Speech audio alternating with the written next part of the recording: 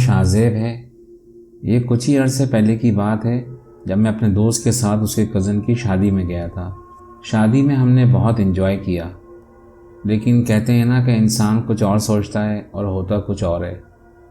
شادی ختم ہو چکی تھی اور اب واپسی کی تیاریاں تھیں، لیکن اسی رات دوست کی طبیعت اچانک خراب ہو گئی اور اس کی کڈنی میں شدید درد ہو رہا تھا۔ اسپتال دور تھا اور راستہ بھی کچا تھا۔ اسپتال جاتے جاتے کافی دیر ہو گئی۔ دوست کے کزن اور ان کے رشتہ دار سب اپنی اپنی گاڑیوں میں اسپتال پہنچ چکے تھے۔ ڈاکٹر دوست کو ایمرجنسی میں چیک کر رہے تھے اور پھر اچانک دوست کا کزن میرے پاس آیا اور بولا، یار شاہزیب، میں اپنا بیگ گھر بھول آیا ہوں، تم گاڑی لے جاؤ اور ذرا میرا بیگ لا دو۔ اس میں میرے کریڈٹ کارڈز اور کچھ اہم ڈاکومنٹس ہیں، مجھے اسپتال کی پیمنٹس وغیرہ بھی کرنی ہیں۔ تم جا کر کریم بابا کو بول دینا، وہ بیگ تمہیں لا دیں گے۔ یہ سب کچھ اتنی جلدی ہوا کہ میں بہت ساری چیزیں پوچھنا بھول گیا اور جلد بازی میں گاڑی میں بیٹھ کر وہاں سے روانہ ہو گیا۔ ابھی میں کچھ دور ہی چلا ہوں گا کہ میں اسپتال سے گھر کا راستہ ہی بھول گیا۔ میں سوچ میں پڑ گیا کہ میں کیا کروں۔ اگر واپس گیا تو بڑی شرمندگی ہوگی کہ مجھ سے ایک چھوٹا سا کام نہیں ہوا۔ اس وقت میرے سامنے جو روڈ تھا وہ 3 اطراف میں تقسیم ہو رہا تھا۔ تینوں طرف دور دور تک سناٹا اور گہری خاموشی تھی۔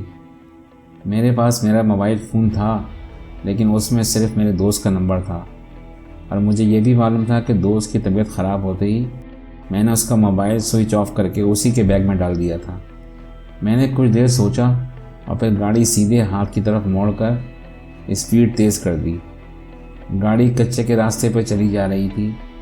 پھر کچھ دور چلنے کے بعد مجھے ایسا لگا جیسے گاڑی زمین میں دھستی جا رہی ہو۔ میں نے گھبرا کر بریک لگا دی اور جلدی سے کار کا دروازہ کھول کر دیکھا تو میرے پیروں تلے زمین نکل گئی۔ کار کے ٹائر مکمل طور پر زمین میں دھس چکے تھے، اور پھر جو کچھ ہوا میرے وہم و گمان میں بھی نہ تھا۔ میری گاڑی تیزی سے زمین میں دھستی جا رہی تھی۔ میں جلدی سے نکل کر بھاگا تو میرے پیر بھی کچی مٹی میں دھسنے لگے۔ میں نے اپنا پورا زور لگایا اور دوسری طرف بھاگا اور اپنی جان بچانے میں کامیاب ہوا۔ میرے کپڑے کیچڑ میں بھر چکے تھے۔ میں بے بسی کی عالم میں ایک پتھر پر بیٹھ گیا۔ میں نے موبائل فون نکالا تو وہ بھی کیچڑ میں خراب ہو چکا تھا۔ اب میں مزید وقت ضائع نہیں کرنا چاہتا تھا۔ میں نے واپسی اسپتال جانے کا فیصلہ کر لیا، اور پھر میں جس طرف سے آیا تھا میں نے اسی طرف دوڑ لگا دی، لیکن شاید اللہ کو کچھ اور ہی منظور تھا۔ میں اندھیرے کے باعث ٹھیک طور پر نہیں دیکھ پا رہا تھا۔ میں ٹھوکر کھا کر گرا تو میرے پیر میں موچ آ گئی۔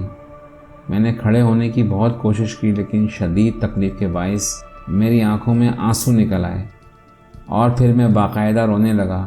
ہر طرف سناٹا تھا، دور دور تک درخت اور جھاڑیاں تھیں، اور پھر دور سرسراہٹ کی آواز سنائی دینے لگی۔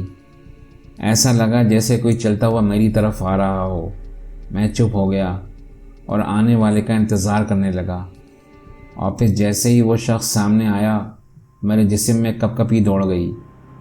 وہ مکمل انسان نہیں تھا۔ اس کا آدھا جسم انسان کا تھا اور آدھا جانور کا۔ اس کا چہرہ اتنا خوفناک تھا کہ جس کو لفظوں میں بیان کرنا مشکل تھا۔ وہ آہستہ آہستہ میرے قریب آتا جا رہا تھا۔ میں بالکل بے سدھ ہو گیا تھا۔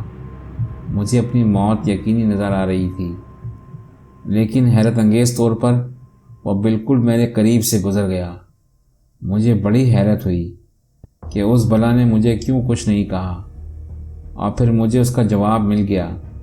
جب میں نے اپنے جسم پر ہاتھ پھیرا تو میرا پورا جسم کیچڑ میں لت پت تھا، اور کیچڑ کی وجہ سے شاید وہ مجھے نہیں دیکھ پایا تھا۔ اور جب کافی دیر ہو گئی اور اس آدھے دھڑ والے انسان نما جانور کی آواز نہیں آئی تو میں نے جلدی سے اٹھ کر ایک طرف دوڑ لگا دی۔ اب مجھے اس بلا سے ہر قیمت پر دور ہونا تھا، اور پھر میں بھاگتے بھاگتے کسی چیز سے ٹکرایا اور بے ہوش ہو گیا۔ اور جب ہوش آیا تو میرے دوست کا کزن مجھے شانوں سے پکڑ کر ہوش میں لا رہا تھا۔ مجھے ہوش میں آتا دیکھ کر وہ رک گیا۔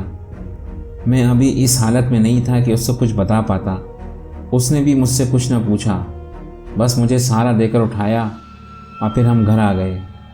میں ابھی تک بری طرح کانپ رہا تھا۔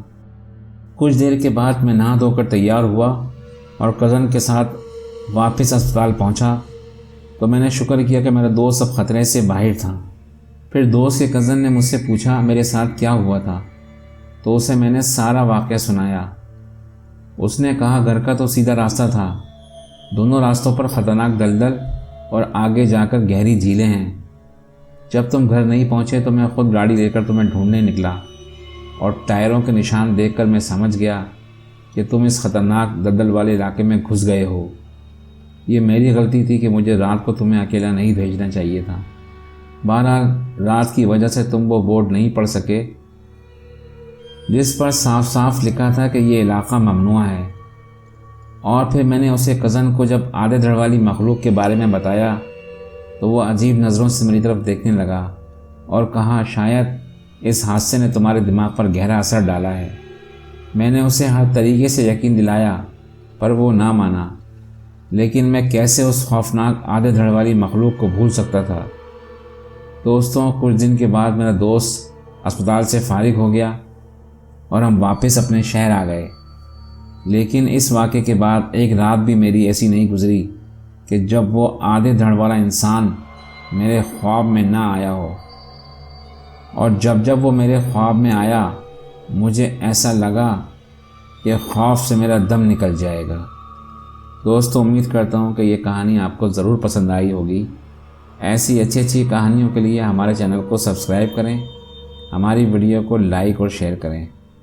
دوستوں، اگلی ویڈیو تک مجھے اجازت دیجیے۔ اللہ حافظ۔